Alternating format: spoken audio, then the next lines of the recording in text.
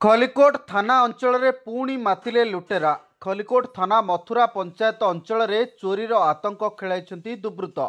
गत 3 दिन मध्य पुलिस को खोला चैलेंज दे दुर्बृत्त माने 5टी घर लक्षाधिक टंकार सुना अलंकार, रूपा अलंकार, नगद टंका, मोबाइल फोन लुटि नहीं चंपट मारिछंती, जहाँ एबे अंचल रे भयर वातावरण सृष्टि करिछि।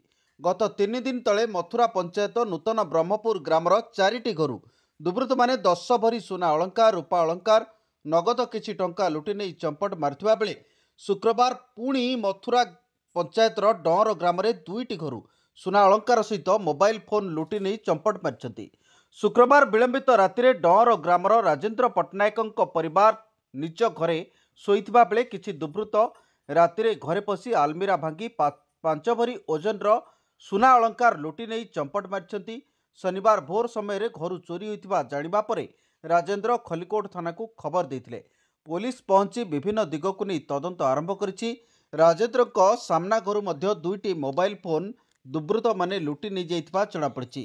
तेबे गत 3 दिन मध्य मथुरा पंचायत रे दुईटी घटना घटी जाइथिले मध्य एपर्यंत पुलिस हाथ खाली पड़िछि।